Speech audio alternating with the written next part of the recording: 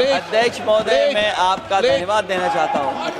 Please अध्यक्ष महोदय,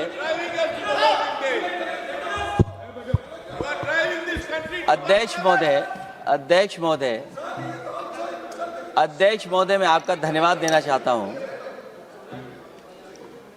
आज मुझे एक बहुत महत्वपूर्ण समय पे मुझे बोलने का मौका मिल रहा है। अध्यक्ष महोदय, मैं अभी भारतीय जनता पार्टी के माननीय सदस्य को भी सुन रहा था, उनके वरिष्ठ सदस्यों को भी और माननीय मंत्री जी को मैंने सुना है, और इस महत्वपूर्ण विषय पर उन्होंने अपनी बात रखी है। समाजवादी पार्टी महिला आरक्षण के पक्ष में है और समाजवादी पार्टी का इतिहास रहा है कि हम लोगों ने हमेशा महिलाओं को आगे बढ़ाने के लिए काम किया है। हमारे नेता जिनकी विचारधारा पे हम लोग आगे बढ़ रहे हैं, डॉक्टर राम मनोहर लोहिया, उन्होंने हमेशा जेंडर जस्टिस और सोशल जस्टिस की बात की है। हम समाजवादी लोग जेंडर जस्टिस और सोशल जस्टिस के पक्ष में हैं और महिलाओं का आरक्षण 33% हो उसके भी पक्ष में हम लोग बोल रहे हैं। और ये लड़ाई हमारी निरंतर चल रही है और कहीं न कहीं आरक्षण हमारी पीढ़ी के आह्वान को और मजबूत कर रहा है। लेकिन जिस तरह की बातें हमें सुनने को मिल रही हैं, अब भारतीय जनता पार्टी नारी को नारा बनाने की कोशिश कर रही है। भारतीय जनता पार्टी इस आरक्षण को लेकर के भाजपा अपना नारी का नारा बनाना चाहती है और बदलने की कोशिश कर रही है। जिन्होंने नारी को अपने संगठन में नहीं रखा, उनके मान सम्मान के लिए कैसे रखेंगे? और अगर ये बात गलत है, अध्यक्ष महोदय, जिस पेरेंटल संगठन से आप निकले हैं उसमें मान सम्मान के लिए संगठन में कितनी नारी हैं ये बता दें आप। और इनका, क्योंकि पिछले कई वर्षों से अध्यक्ष जी ये सरकार में है और मैं सुन रहा था माननीय मंत्री जी को, मैं सुन रहा था, उन्होंने बहुत सारे योजनाएं, बहुत सारे कार्यक्रमों की जानकारी दी। लेकिन अगर हम दुनिया के आंकड़े देखें, जेंडर इक्वलिटी में हम कहां खड़े हैं? हम 146 में 127वीं जगह पर खड़े हैं। और अगर हम इनके खुद के सरकारों को देखें अगर, तो अध्यक्ष महोदय, इनके 21 जगह सरकारें हैं। 21 जगह यूनियन टेरिटरी और स्टेट मिलाकर के और सहयोगी दलों के साथ मिलकर के 21 सरकारें इनकी हैं। भारतीय जनता पार्टी ये बताए कि उनके 21 स्टेट में जहां सरकारें उनके सहयोगी साथियों के साथ चल रही हैं, कितने मुख्यमंत्री इनके बने हुए हैं? कितनी महिला मुख्यमंत्री बनी हुई इनकी? जीरो। और जो दिल्ली की बनी हुई हैं, हालांकि वो हाफ चीफ मिनिस्टर हैं और वो भी महिला होने के नाते केवल हाफ चीफ मिनिस्टर हैं। नहीं, अधिकार कहां है? एक चीफ मिनिस्टर के जो अधिकार होते हैं, एक स्टेट के जो अधिकार होते हैं, क्या आपके दिल्ली की मुख्यमंत्री के पास वो अधिकार है? और फिर जो अभी तक जो सबसे बड़ी पार्टी है, जो सबसे बड़ी पार्टी अपने आप को कहते हैं, पूरे देश में जितने भी इनके विधायक चुने गए हैं, आप बताओ आपकी संख्या क्या है? 10% से ऊपर नहीं जा पा रहे हैं आप? क्या 10% से ऊपर हैं आप? और फिर लोकसभा की गिनती में अगर हम देखें तो लोकसभा की गिनती में कितने संख्या में आप हैं? इसलिए अध्यक्ष महोदय, जहां हम ये कहते हैं कि हम महिला आरक्षण के पक्ष में हैं, वहीं कुछ सवाल हमारे भी आपके लिए हैं। मैं उससे पहले याद दिलाना चाहता हूं कि कई बार लोग ये कहते हैं कि समाजवादी पार्टी विरोध करती है। अगर हम अपनी बात कहना चाहें तो डॉक्टर राममनोहर लोहिया, जिनकी विचारधारा पर हमारी समाजवादी पार्टी का आधार है, उनके द्वारा हमेशा महिलाओं को पुरुषों के बराबर की हिस्सेदारी हर क्षेत्र में देने की बात कही गई। और मैं उनको कोट करना चाहता हूं कि संस्कार का आरंभ महिला से होता है। यदि महिला जागृत है तो पूरा समाज जागृत हो जाता है। ये लोहिया ने हमारे जिस विचारधारा पे हम लोग चल रहे हैं वो हम आपको बताना चाहते हैं। जब तक महिलाएं राजनीति में नहीं आएंगी, सामाजिक क्रांति अधूरी रहेगी। लोहिया जी ने निरंतर महिलाओं की राजनीति में महत्वपूर्ण भूमिका पर बल दिया है और समाज में वास्तविक परिवर्तन उनके योगदान से ही आ पाएगा। इसलिए मैं याद दिलाना चाहता हूं अध्यक्ष महोदय, उत्तर प्रदेश में पंचायत में सबसे पहले आरक्षण महिलाओं के लिए लागू करने का काम समाजवादी पार्टी ने किया। तो जहां महिलाओं के पक्ष में है उनके आरक्षण के, वहीं हमारा सवाल ये भी है कि जल्दीबाजी क्यों है? आखिरकार महिला आरक्षण के नाम पर जल्दीबाजी क्यों है भाजपा के अंदर? सच तो यह है कि भाजपा जनगणना को टालना चाहती है, और जनगणना को टालने का मतलब है कि जाति जनगणना को टालना चाहते हैं। और जाति जनगणना इसलिए टालना चाहते हैं क्योंकि वो आरक्षण का सवाल उठेगा। जो भाजपा उनके संगी साथी कभी भी देना नहीं चाहते हैं आरक्षण। भाजपा को यह भी अच्छी तरह याद है कि पीडीए में ए का मतलब आधी आबादी है, मतलब महिलाएं भी पूरी की पूरी उसमें गिनती में आती। एक बड़ा चुनावी सच ये भी है कि भाजपा की चुनावी घपलेबाजी अब पूरी तरह से भंडाफोड़ हो गई है। जो एसआईआर आप लेकर के आए थे अध्यक्ष महोदय, उत्तर प्रदेश में हम लोगों ने बड़े करीब से देखा एसआईआर। वो कहने को तो एसआईआर था, लेकिन सच्चाई में वो एनआरसी का रूप था। और एसआईआर के मामले में जिस तरीके से वोट काटने का काम शुरू हुआ, मैं बधाई देना चाहता हूं अपने पीडीए प्रहारी और संगठन के लोगों को जिन्होंने वोट बचा लिया। जब पहली गिनती में हम लोग बचाने में कामयाब हो गए तो अध्यक्ष महोदय, भारतीय जनता पार्टी फॉर्म 7 को लेकर के आई और फॉर्म 7 उन्होंने ऐसे बांटना शुरू किया, उस घपले को भी हम लोगों ने पकड़ लिया। और जब उस घपले को पकड़ा तो पता लगा फॉर्म 7 बंद हो गया उत्तर प्रदेश में। फॉर्म 7 से कोई वोट काटा नहीं गया। अध्यक्ष महोदय, जो फॉर्म 7 काटने के लिए जिससे दस्तखत कराए थे भारतीय जनता पार्टी ने,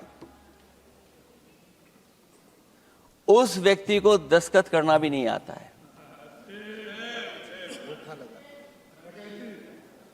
अध्यक्ष महोदय, जो एसआईआर के बहाने फॉर्म 7 लेकर के आए थे, जो फॉर्म 7 दस्तखत करा करके वोट काटे जा रहे थे उत्तर प्रदेश में, जब पकड़ा गया, हम लोगों को जानकारी मिली, हम लोगों ने उसको प्रेस के सामने लेकर के आए और चुनाव आयोग को शिकायत की। फॉर्म 7 से वोट कटना रुक गया, लेकिन अभी भी उस पर कोई कार्रवाई नहीं की जिसने उसके नकली दस्तखत कराए थे। अध्यक्ष महोदय, इससे तो लगता है कि पूरा का पूरी व्यवस्था जुड़ी हुई है भारतीय जनता पार्टी से।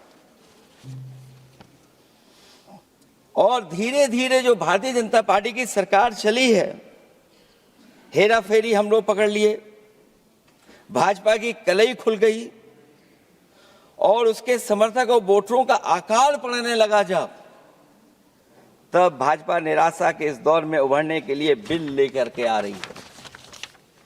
ये भारतीय जनता पार्टी का जो वोट कम हो रहा है,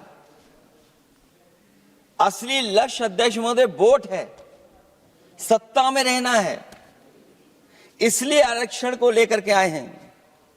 भाजपा की यही राजनीतिक चाल रहती है। जब पुराने लोग ये समझ जाते हैं कि भाजपा किसी की सगी नहीं है, तो हर बार भाजपा कुछ नए लोगों को अपने लुभाने जुमलों में फंसाती है। इस बार भाजपा महिलाओं को लेकर ये पुरानी चाल चल रही है, लेकिन सफल नहीं होगी, क्योंकि सबसे ज्यादा दुखी तो महिलाएं ही हैं। भाजपा की कमीशन खोरी और चंदा वसूली की वजह से जो महंगाई बढ़ी है, उससे उनकी रसोई सूनी हो गई है। रही सही कसर सिलेंडर की, बेतहाशा बढ़ती कीमतों ने पूरा कर दिया है। ये अध्यक्ष महोदय मैं इसलिए कह रहा था कि माननीय मंत्री सिलेंडर की याद दिला रहे थे। उन्होंने इज्जत घर को भी याद दिलाया,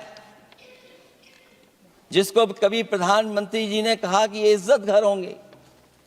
गांव गोद लिए गए, जाकर के सरकार देखे उन गांव को अनाथ अगर किसी ने छोड़ा है तो भारतीय जनता पार्टी ने छोड़ा है। हर महिला अपने बच्चों को पढ़ाना चाहती है, लेकिन भाजपा की शिक्षा विरोधी सोच तो सरकारी स्कूल तक बंद करवा दे रही है। महिलाओं का दर्द क्या होता है, ये मेरठ के दुकानदारों के परिवार की महिलाओं की आंखों में आए आंसू भी बयां कर रहे हैं, और नोएडा की मजदूर और मेड के गले बयान भी कर रहे हैं। क्योंकि जब हम बहस महिला आरक्षण पे कर रहे हैं, तो हमें याद रखना चाहिए कि हमारे बिल्कुल बगल में 40,000 से ज्यादा लोग सड़कों पे मजदूर, महिलाएं सड़कों पर हैं, जहां से प्रभु श्री राम जो कभी हम लोगों ने स्क्रीन पे देखा था, वो चुन करके आए थे। वहां पर महिलाएं धरने पर बैठी हैं, और अगर ये धरने पर इसलिए बैठी हैं क्योंकि उनको न्याय नहीं मिल रहा है, भारतीय जनता पार्टी की सरकार की वजह से उनके घर उजड़ रहे हैं, महिलाएं रो रो करके न्याय मांग रही हैं, तो मैं कहना चाहता हूं अध्यक्ष महोदय सरकार से कि अगर ये बिल इतना ही सही है तो इसे मेरठ नोएडा की पारिवारिक और कामगार महिलाओं के बीच बैठकर घोषित किया जाए कि उनके लिए इसमें क्या क्या होने जा रहा है। हम महिला आरक्षण के साथ हैं, पर उस भाजपाई चालबाजी के खिलाफ हैं जो एक साजिश के तहत की जा रही है। भाजपाई और उनके संगी साथी देश की सबसे बड़ी आबादी के वर्ग मतलब पिछड़े वर्ग की महिलाओं के बारे में चुप्पी साधे बैठे हैं। ये बात अध्यक्ष जी समझ में नहीं आ रहा है, क्योंकि जब हम लोग प्रधानमंत्री जी को सुनते थे तो वो ये कहते थे कि हम पिछड़े वर्ग से आते हैं, हम आप जैसे ही हैं, पिछड़े हैं। लेकिन जब आरक्षण की बात हो रही है तो पिछड़ों की संख्या इसमें कितनी है, हमें उम्मीद है कि सरकार इस पर जरूर बात अपनी रखेगी।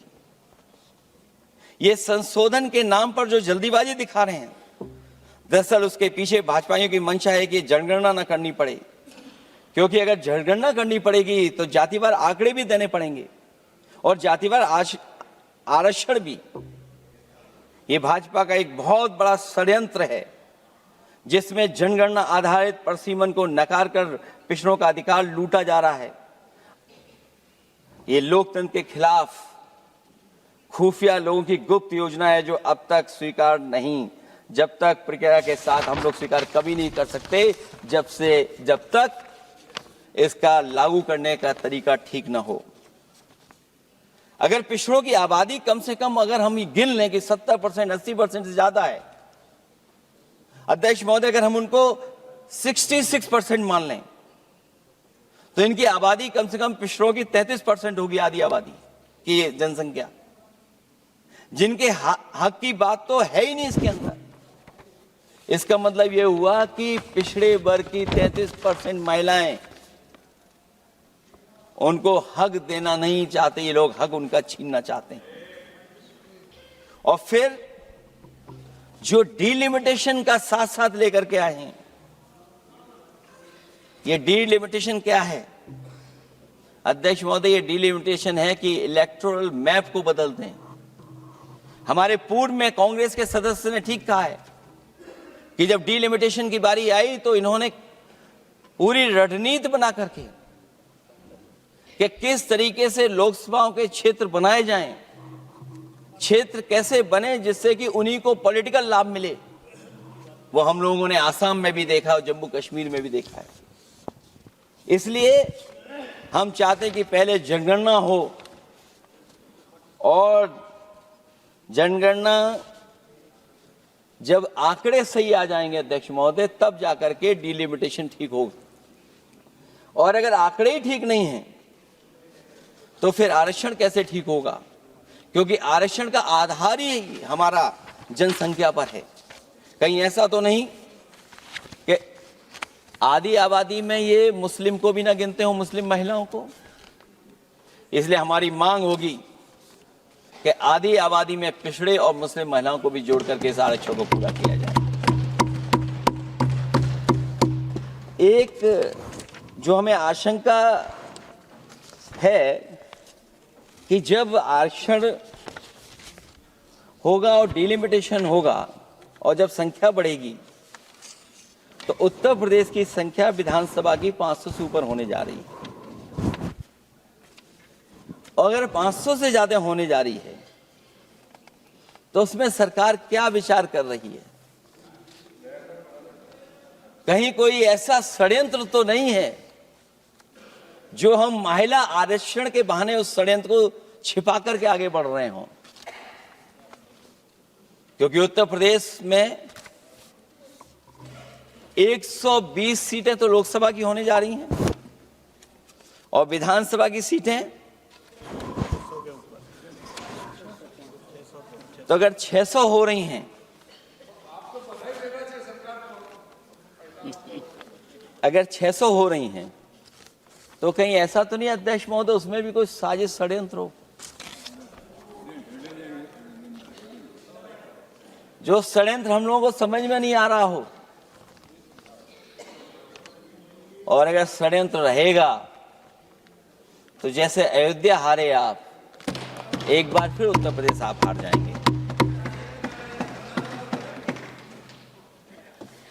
और 33% सीटें कौन सी होंगी? आप अगर सीट रिजर्व कर देंगे, कॉन्स्टिट्यूंसी रिजर्व हो जाएगी, तो अध्यक्ष महोदय ये महिलाओं के बीच ही कंपटीशन करा देंगे। अगर कॉन्स्टिट्यूंसी रिजर्व होंगी तो अध्यक्ष महोदय महिलाओं के बीच ही कंपटीशन हो जाएगा। क्योंकि वो अध्यक्ष महोदय वो माननीय सदस्य कह रहे हैं कि वो तो होना चाहिए, वो सास बहू वाली तो हार गई हैं आपकी।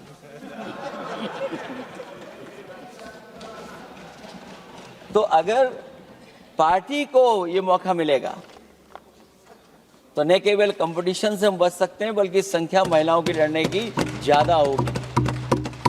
ये महिलाओं को ज्यादा नहीं लड़ने देना चाहते हैं चुनाव, इसलिए कॉन्स्टिट्यूंसीज को रिजर्व कर रहे हैं। अध्यक्ष महोदय हमारा पक्ष है, हमारी मांग है कि ये जो लागू हो आरक्षण वो पार्टी को मौका मिले, पार्टी लड़ाए उनको, पार्टी संख्या तय करे। इसके साथ साथ जो रोटेशन वाला है इशू, स्वाभाविक है कि जब हम एक क्षेत्र से लड़ते हैं अध्यक्ष महोदय तो एक भावनात्मक अटैचमेंट बनता है वोटरों के बीच में। और अगर ये रोटेशन का मामला होगा तो अध्यक्ष महोदय कोई भी अपने क्षेत्र में बहुत ज्यादा भावनात्मक लगाव नहीं रखेगा क्षेत्र की जनता से। तो अगला क्षेत्र की सोचने लगेगा कि अगला क्षेत्र हमारा क्या होगा। इसलिए हम इसके भी खिलाफ हैं अध्यक्ष महोदय कि रोटेशन नहीं हो। हम रोटेशन की प्रणाली के खिलाफ हैं, इसके पक्ष में हम लोग नहीं हो सकते।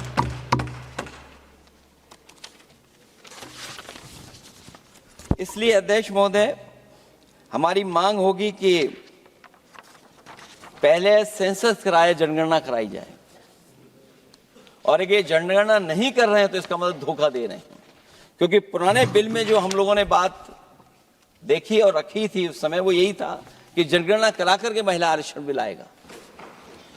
लेकिन ये लोग 2011 का लेकर के आ रहे हैं, इसका मतलब इनकी पूरी तैयारी है कि कौन सा लोकसभा क्षेत्र कैसा होगा। इनके गुप्त लोगों ने वो कहीं ना कहीं नक्शा बना करके रखा होगा, जिसको आरक्षण पास होते ही, बिल पास होते ही ये लागू करने की कोशिश करेंगे। और जो और सुधार होने चाहिए महिलाओं के, जो सुधार होने चाहिए उन सुधारों पे इसमें बिल में कोई विशेष योजना या विशेष बात नहीं हो रही है। बिना उनके लिए लाभ पहुंचाए, सशक्तिकरण किए, शायद हम पूरा उनको हक नहीं दे पाएंगे। मैं अध्यक्ष महोदय आपसे यही निवेदन और अपील करूंगा कि पिछड़ों को, माइनॉरिटी को, खासकर मुस्लिम महिलाओं को आरक्षण दिया जाए। जो सेंसस से ये दूर भाग रहे हैं वो इसीलिए भाग रहे हैं क्योंकि जाति जनगणना की मांग उठेगी, और अगर जाति जनगणना की बात उठेगी तो आरक्षण की बात और उठेगी। हमें उम्मीद है कि हम लोगों की बात मान करके सरकार उस पर विचार जरूर करेगी। जब हम आरक्षण देना चाहते हैं तो बिना पिछड़ा, बिना मुसलमानों के शायद हमारा जो लक्ष्य है महिला आरक्षण का वो पूरा नहीं होगा। इन्हीं शब्दों के साथ आप सबका बहुत बहुत धन्यवाद।